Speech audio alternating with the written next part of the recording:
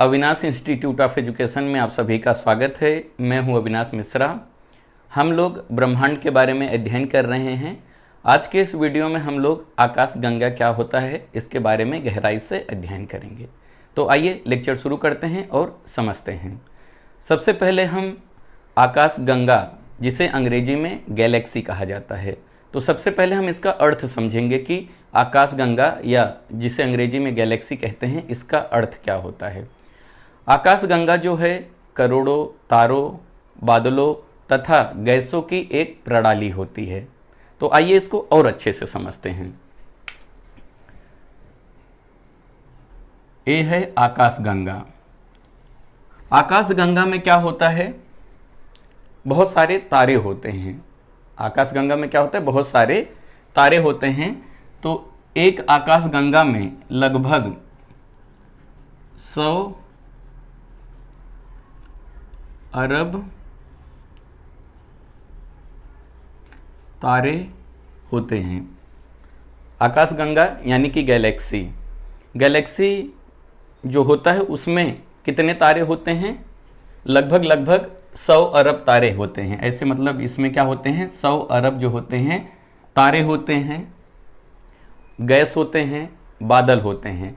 तो आकाश गंगा किसे कहते हैं, आकाश गंगा करोड़ों तारों, बादलों तथा गैसों की एक प्रणाली होती है। समझ में आ गया। आकाश गंगा के केंद्र को यानी ये बीच वाले भाग को बल्ज कहा जाता है। आकाश गंगा के केंद्र को हम लोग क्या कहते हैं, बल्ज कहते हैं।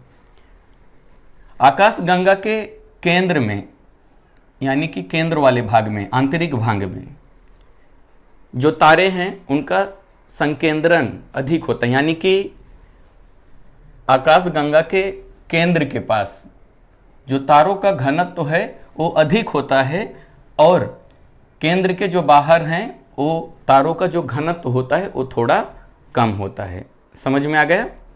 ब्रह्मांड में लगभग 100 अरब आकाश गंगाएं पाई जाती हैं। ध्यान से समझो, एक आकाश गंगा में 100 अरब तारे होते हैं और पूरे ब्रह्मांड में जो हैं ऐसे 100 अरब आकाश गंगाएं होती हैं। कितना होता है, 100 अरब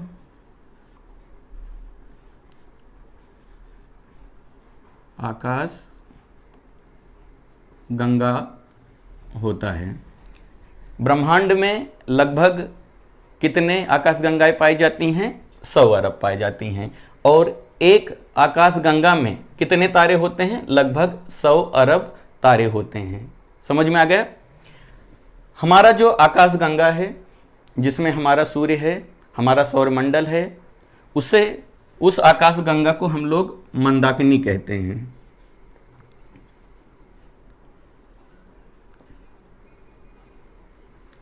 हमारे गैलेक्सी का क्या नाम है, मंदाकिनी। यानी कि जिसमें हमारा सूर्य, मान लेते हैं मंदाकिनी है, हमारे आकाश गंगा को क्या कहा जाता है, मंदाकिनी कहा जाता है। तो इसमें मान लेते हैं यहाँ पे सूर्य है।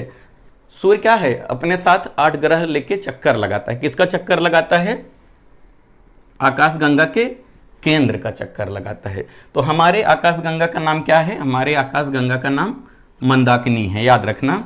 और एक प्रश्न और पूछा जाता है कि आकाश गंगा की आकृति कैसी है। हमारा जो आकाश गंगा जो मंदाकिनी है इसकी आकृति कैसी है, तो याद रखना हमारे आकाश गंगा जो मंदाकिनी है इसकी आकृति जो है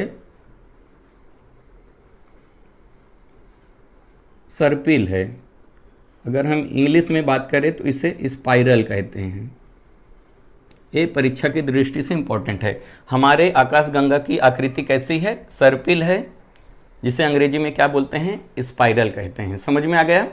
और एक प्रश्न पूछा जाता है कि हमारे आकाश गंगा यानी कि जो मंदाकिनी है इसके नज़दीक या सबसे करीब कौन सी आकाश गंगा है। तो याद रखना हमारे आकाश गंगा के जो सबसे करीब आकाश गंगा है उसका नाम है